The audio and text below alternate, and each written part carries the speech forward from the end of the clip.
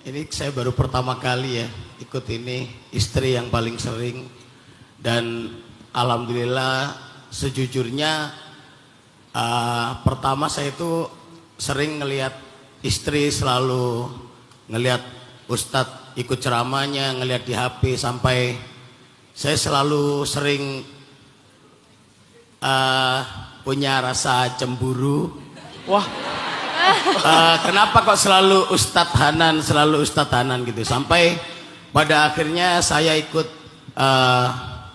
di sini, dan terima kasih istriku karena saya juga bisa cinta dan saya mau ikut terus untuk dakwah ini. Masya Allah.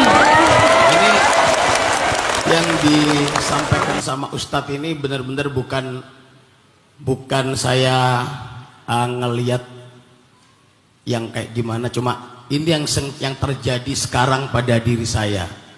Sejujurnya seperti itu. Tapi saya pengen tanya itu, ketika kita sebagai laki-laki yang memang harus kepingin diam, kita nggak mau ngomong apapun karena mental kita sedang kacau atau seperti apa, terkena masalah pekerjaan, keluarga dan segala macam. Tapi dari pasangan kita itu tidak bisa mengerti dan terus mencerca dengan selalu memberikan pertanyaan. Itu Ustadz, ini kita harus dapat jurus apa lagi nih? Jadi kita ini udah diam, pengen diam dulu lah. Kita ini pengen diam dulu, tapi pertanyaan-pertanyaan ini yang selalu bikin kita lebih tertekan. Kalau kita nggak jawab, itu munculnya akhirnya kamu udah nggak sayang sama aku. Jadi mungkin itu pertanyaan saya, Ustadz. Terima kasih. Assalamualaikum. King Abdi, Masya Allah ya, pertanyaannya tuh relate dengan banyak masalah kita.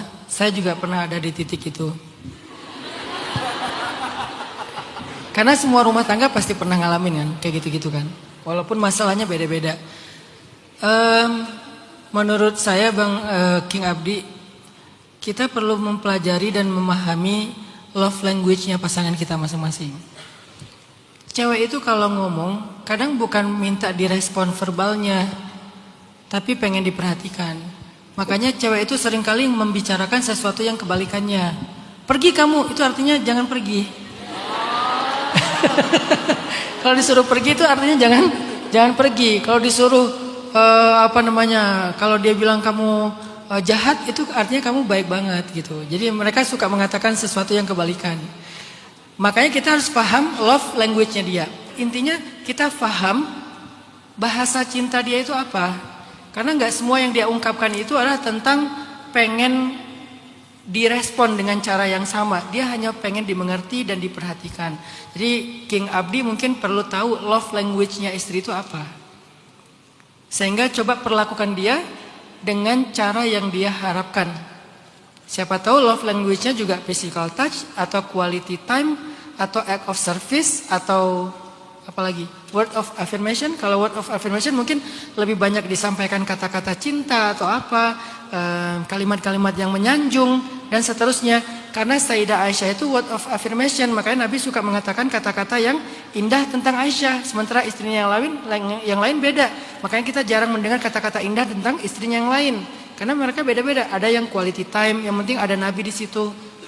Nah, artinya King Abdi perlu paham apa yang diharapkan oleh istri dalam mungkin dalam omelannya. Gak selalu dia hanya pengen kita merespon. Oke, tetap ada responnya. Mungkin respon ini karena dia gak ngerti kan. Laki-laki ini kan bekerja dengan logika, perempuan bekerja dengan perasaan. Hati itu berperasaan kan. Laki-laki bekerja dengan logika, prediksi. Dia memprediksi begini, strategi, visi segala macam. Perempuan bekerja dengan perasaan, sehingga yang dia munculkan adalah perhitungan, bukan prediksi, perhitungan. Dia memperhitungkan resiko-resiko, sehingga rasa khawatirnya lebih besar daripada laki-laki. Kalau dalam kendaraan, laki-laki itu gas, perempuan itu rem. Kebayang kalau kalian naik kendaraan, ngegas terus nggak ada rem kan bahaya ya.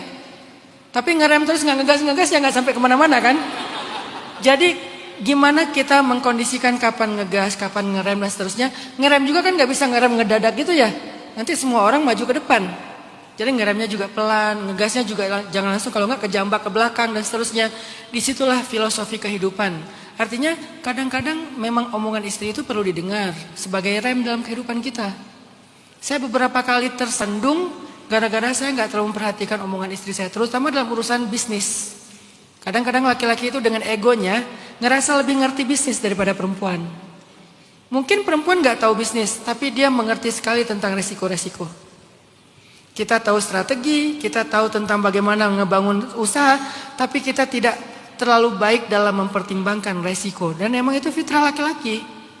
Mungkin dia lebih ngerti tentang bisnis, tapi dia nggak ngerti tentang resiko. Perempuan selalu ngomongin tentang resiko. Jadi kadang-kadang bikin kita kayak ketahan-tahan gitu. Mau maju, mau lari itu ketahan lagi, jangan.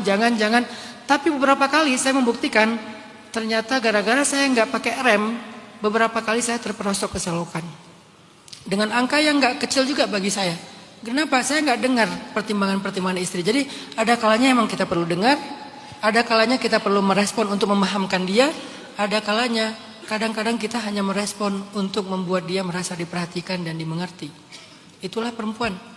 Makanya ada surat perempuan di dalam Al-Quran, tidak ada surat laki-laki di dalam Al-Quran. Kenapa? Saking istimewanya perempuan. Yuk kita ngaji, buka suratul Rijal. Mana ada suratul Rijal? Ya ada suratun Nisa, saking istimewanya dan saking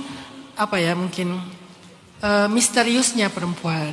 Kalau laki-laki ya apa adanya aja, bergeletakan di jalan juga nggak ada yang mau. Biasa aja gitu. Jadi mungkin 3 itu Kang Abdi. 1 tentang kita perlu mendengar kadang. Jangan-jangan pertimbangan dia itu jauh lebih tepat daripada kita yang terlalu semangat. Yang kedua, kadang kita perlu menjelaskan juga kepada dia dan itu bagian dari kasih sayang kita. Jangan sampai kita ngerasa gini, yang penting aku udah ngerti. Bukankah kita hidup bersama? Sehingga bukan cuma kita doang yang ngerti, harusnya pasangan kita juga ngerti tentang apa yang kita sedang lakukan. Banyak suami yang males cerita ke istri karena dia ngerasa cerita juga nggak ngebantu. Bukan tentang itu. Banyak suami yang kadang-kadang ngerasa nggak butuh cerita ke istri karena setelah cerita istri juga nggak bisa bantu apa-apa. Bukan tentang itu, tapi tentang kita pengen rumah tangga ini nyaman. Kalau istri nggak nyaman, pasti anak-anak nggak nyaman. Karena dialah yang memikirkan mereka, merawat mereka, yang berkasih sayang kepada mereka. Maka menceritakan masalah kita kepada istri yang membuat dia ngerti, itu bagian dari cara kita merawat rumah tangga kita. Maka baru yang ketiga, kadang dia bukan cuma pengen dijelaskan, tetapi cuma pengen dimengerti. Allahu a'lam.